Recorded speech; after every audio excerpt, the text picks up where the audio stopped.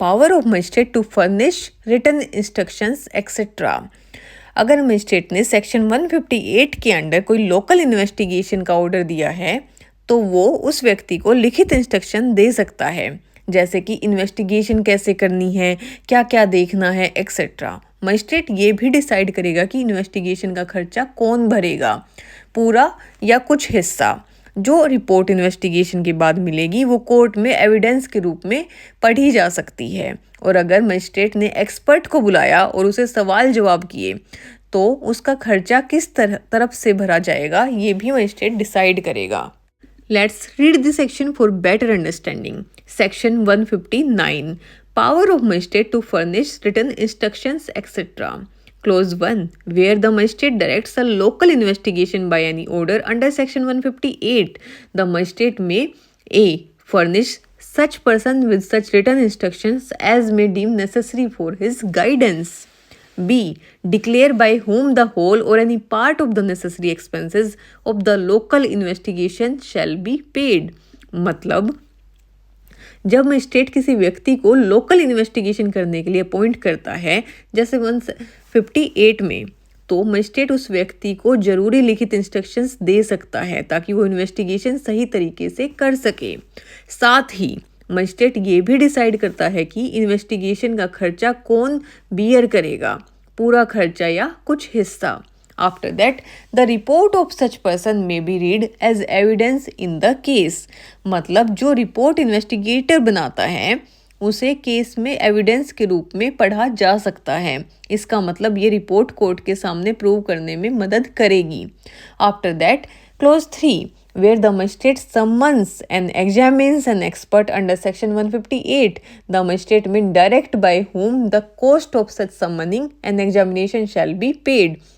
मतलब अगर मजिस्ट्रेट ने एक्सपर्ट को सम्मन किया है और उसे एग्जामिन किया है सेक्शन 158 के अंडर, तो मजिस्ट्रेट डिसाइड कर सकता है कि इसके खर्चे कौन भरेगा। इन सिंपल वर्ड्स, मजिस्ट्रेट न सिर्फ इन्वेस्टिगेशन करवाने के लिए किसी को भेज सकता है बल्कि उसको प्रॉपर गाइडलाइंस भी देता है और ये भी तय करता है कि इन्वेस्टिगेशन या एक्सपर्ट का खर्चा कौन उठाएगा, गवर्नमेंट, कंप्लेनेंट या एक्यूज्ड। इसको एक उदाहरण के साथ समझते हैं। अगर मजिस्ट्रेट ने किसी पुलिस ऑफिसर को लोकल साइट पर इन्वेस्टिगेशन करने के लिए भेजा तो वो ऑफिसर को लिखित इंस्ट्रक्शन दे सकता है जैसे क्या चेक करना है। फिर वो रिपोर्ट कोर्ट में एविडेंस की तरह यूज होती है। अगर एक्सपर्ट को बुलाया गया तो मजिस्ट्रेट डिसाइड करता है कि एक्सपर्ट की फीस कौन देगा। इसको एक चार्ट के माध्यम से समझते हैं।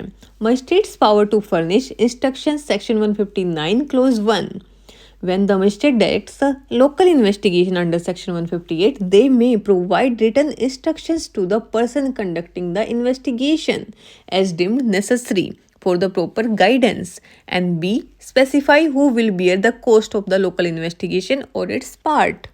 सेक्शन 159 क्लोज 1 BNSS के तहत जब मजिस्ट्रेट किसी केस में लोकल इन्वेस्टिगेशन का ऑर्डर देता है सेक्शन 158 के अंतर्गत, तो उसके पास ये अधिकार होता है कि वो इन्वेस्टिगेशन करने वाले व्यक्ति को लिखित निर्देश दे सकता है ताकि इन्वेस्टिगेशन सही दिशा में हो और बिना किसी कंफ्यूजन के लिए किया जाए।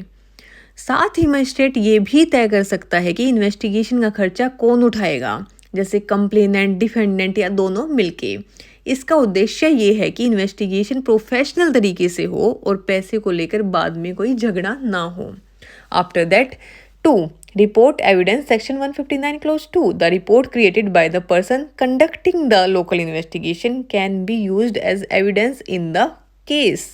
जो रिपोर्ट इन्वेस्टिगेटर बनाता है उससे केस में एविडेंस के रूप में पढ़ा जा सकता है। इसका मतलब ये रिपोर्ट कोर्ट के सामने प्रूव करने में मदद करेगी। After that 3. Magistrate power on expert examination section 159 clause 3. If the magistrate summons an expert for examination under section 158, they may also decide who will bear the cost associated with the expert's examination. मतलब section 159 close 3 BNSS के तहत अगर magistrate किसी case में section 158 के अंतर्गत किसी expert को बुलाता है जैसे डॉक्टर, इंजीनियर या किसी भी विशेषज्ञ को उसकी जांच और ज्ञान के लिए, तो मजिस्ट्रेट के पास ये अधिकार होता है कि वो ये भी डिसाइड करे कि उस एक्सपर्ट को बुलाने और उसकी सेवाएं लेने का खर्चा कौन उठाएगा, ये डिसीजन कंप्लेनेंट, एक्यूज्ड या किसी अन्य पार्टी के फेवर में हो सकता है, या कभी कभी गवर्नमेंट भी खर्चा उठा सकती है। इसका मकसद ये है कि एक्सपर्ट एग्जामिनेशन स्मूथली हो और फाइनेंशियल रिस्पॉन्सिबिलिटी पहले से फिक्स रहे, ताकि प्रोसेस में कोई देरी या रुकावट ना आए। If you found this video helpful, don't forget to like, subscribe, and share. Your support helps us create more free legal content. Drop your questions in the comments below. We love hearing from you. Thank you.